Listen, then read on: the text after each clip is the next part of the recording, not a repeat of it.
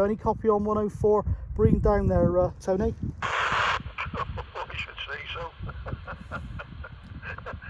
Afternoon, Gary. Trust you well. Not bad, actually, not bad. Building up the fitness to do a bit more of this type of stuff.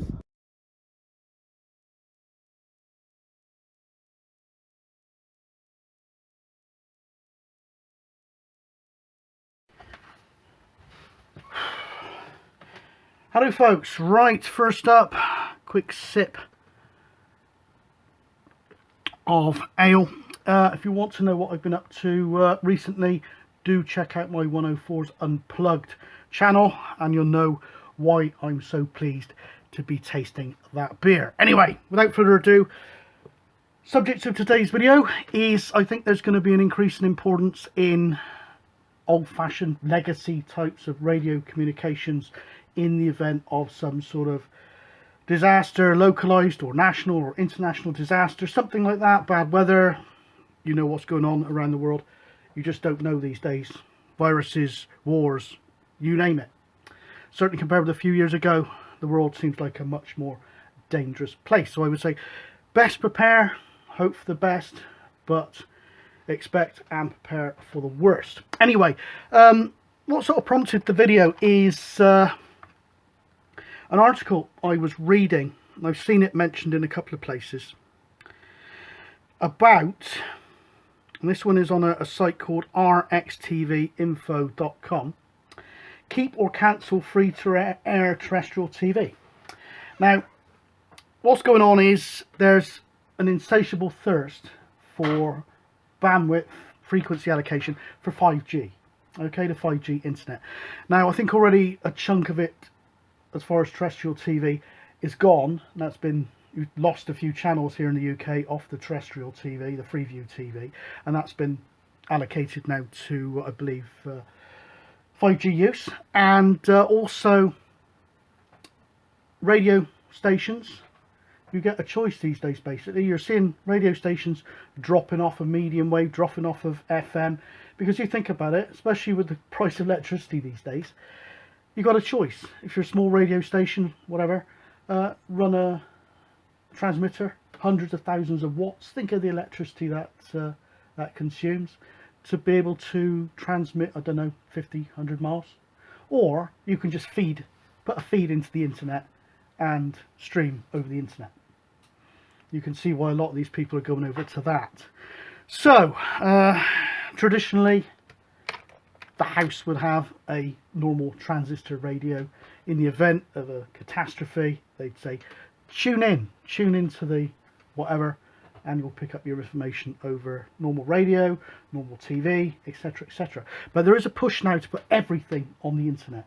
Now, the way these people were talking, BT were involved, BBC were involved, Ofcom, Vodafone, people like that, and they are talking about a move away from terrestrial TV.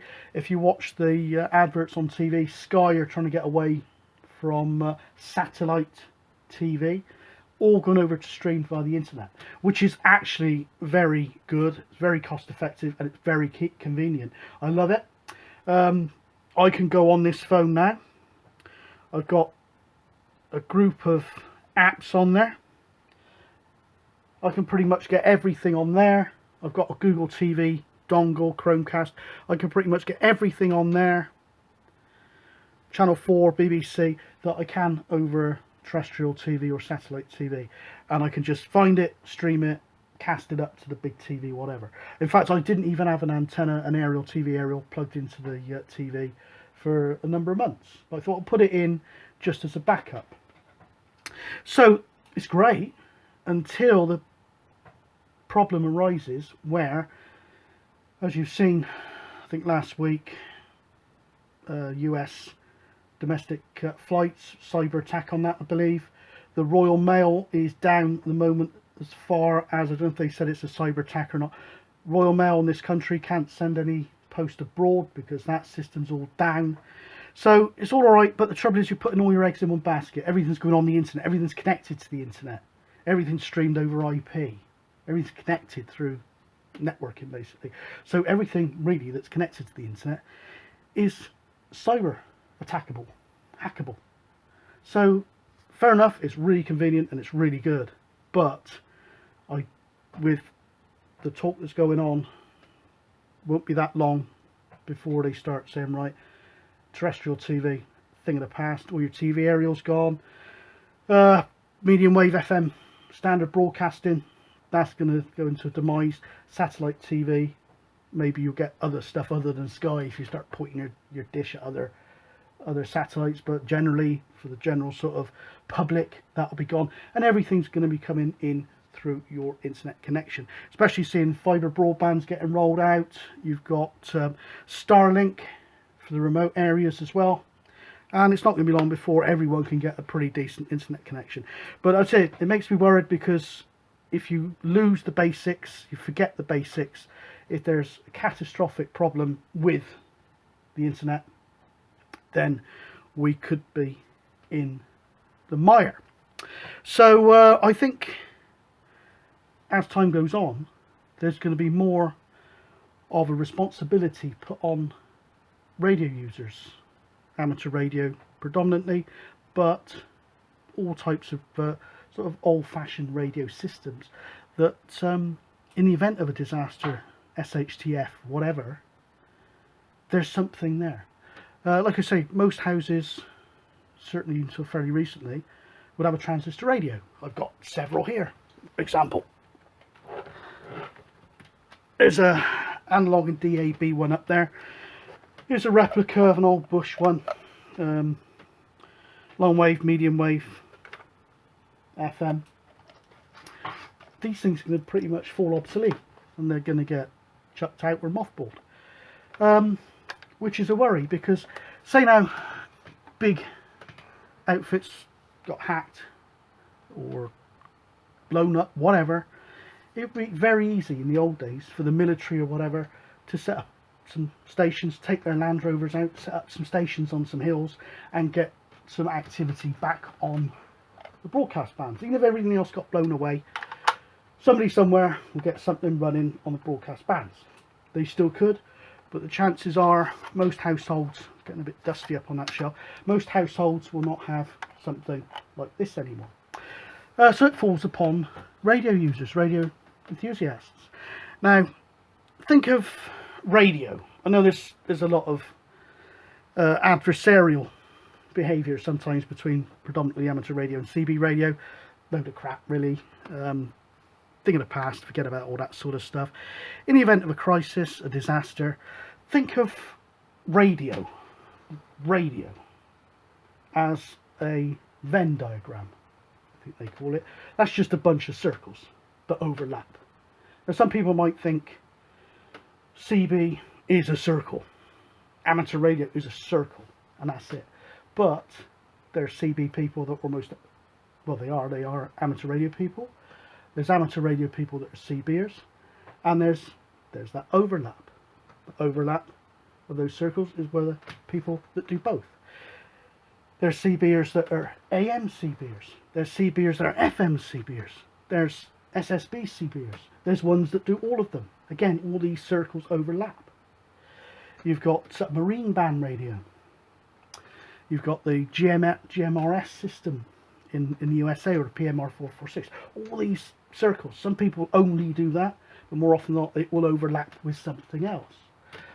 So, as far as heavyweight sort of international comms is concerned, I think amateur radio's got a very big part to play.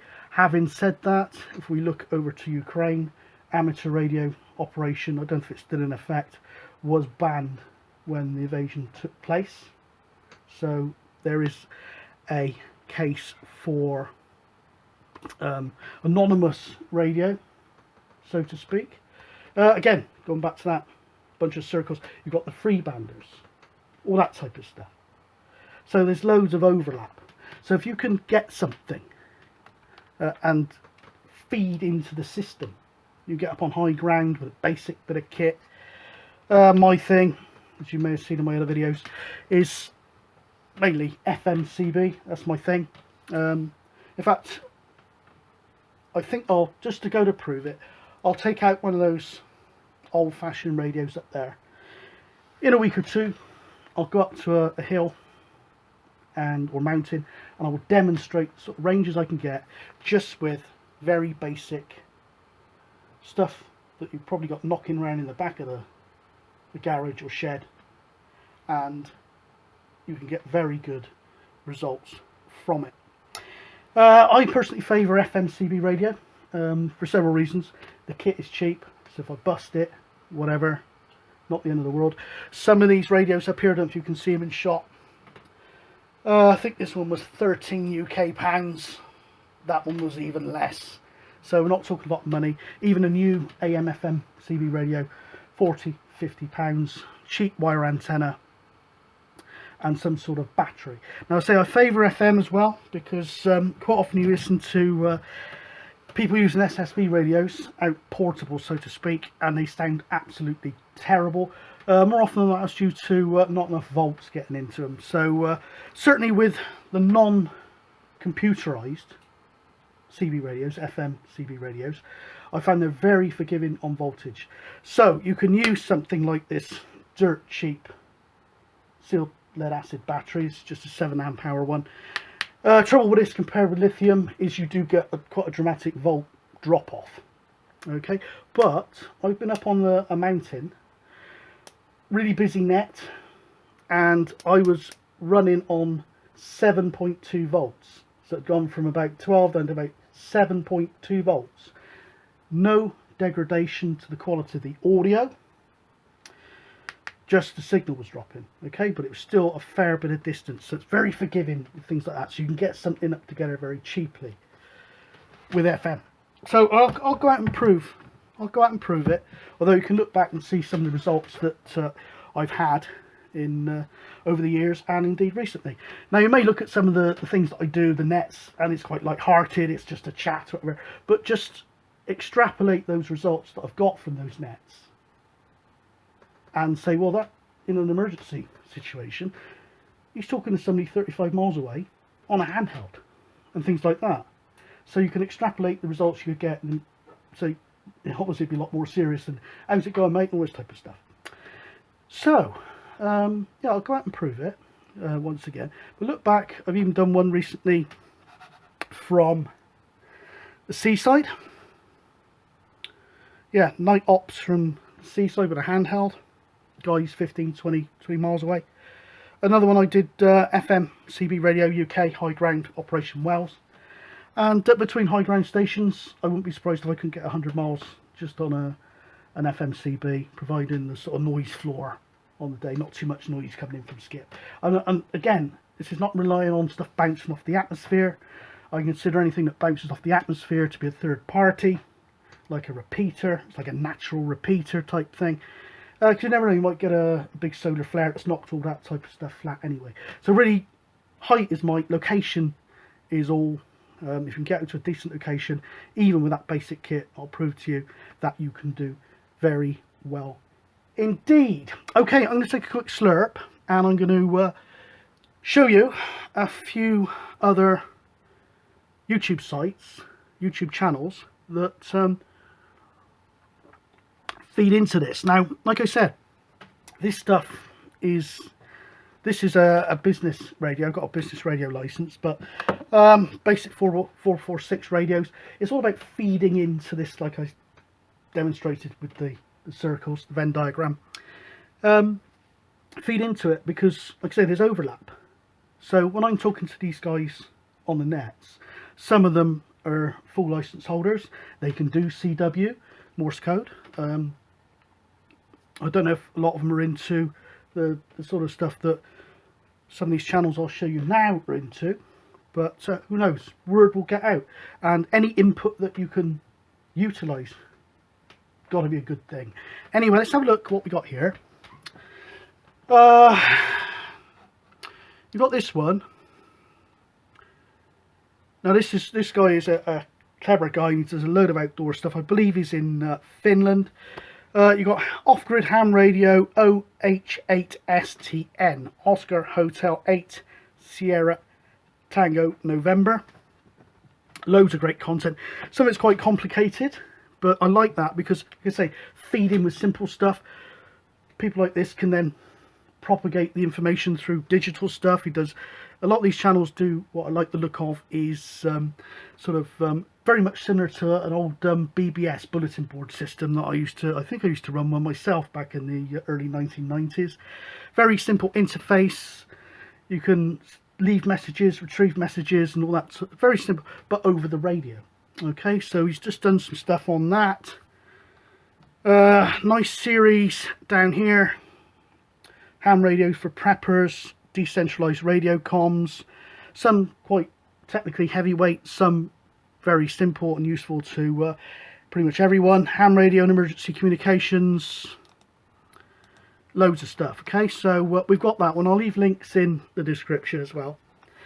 Another chap I like the look of as far as content is concerned is the Radio Prepper.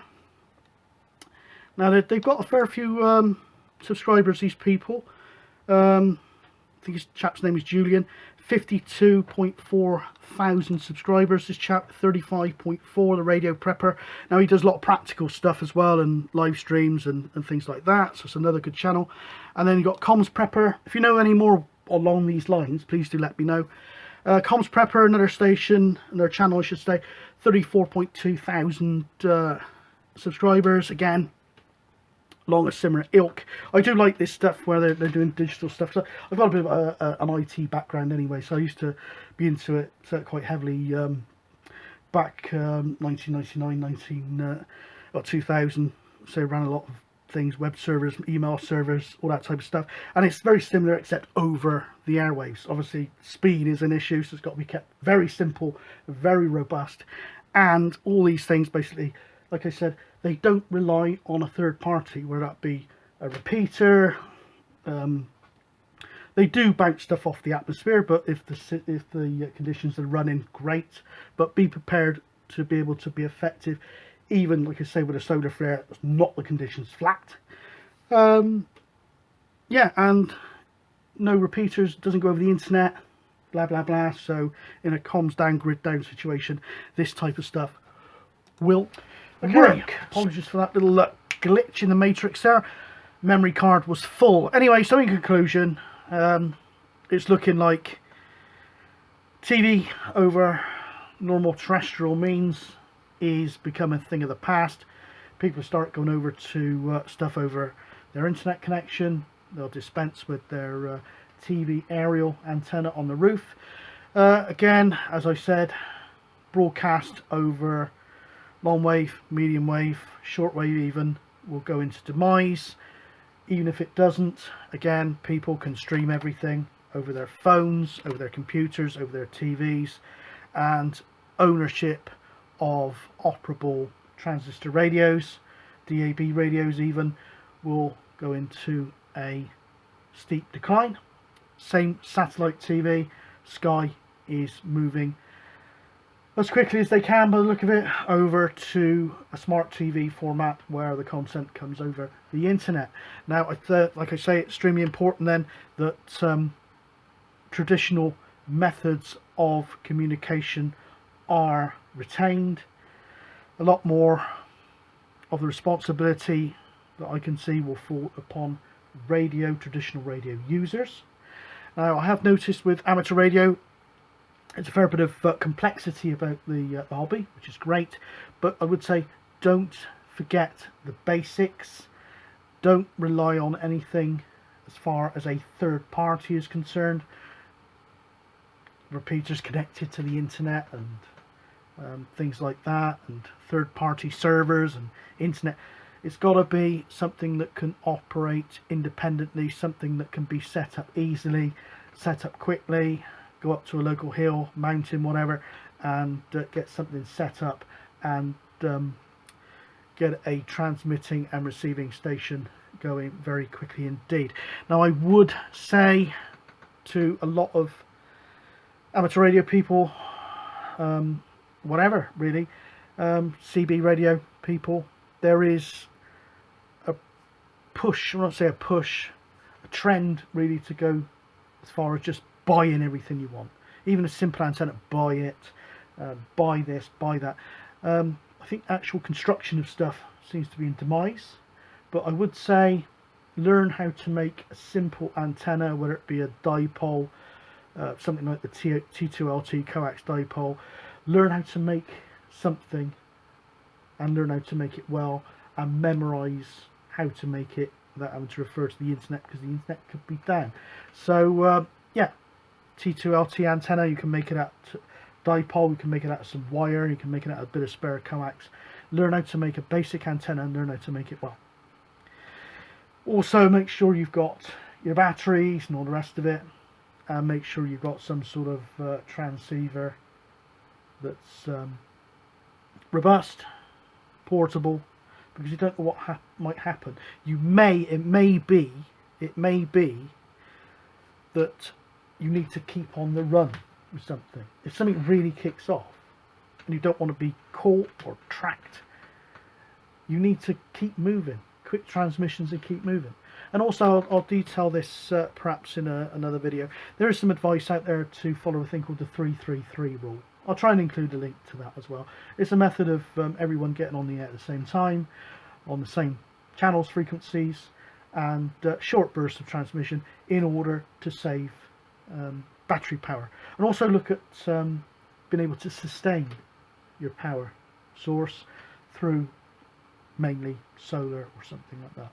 Anyway, I won't ramble. I shall wish you my traditional cheers and beers. Hopefully food for thought, and yeah, good fun trying it out, practicing, and all the rest of it. And you never know that one day it may come into some serious use. Okay, cheers and beers everyone.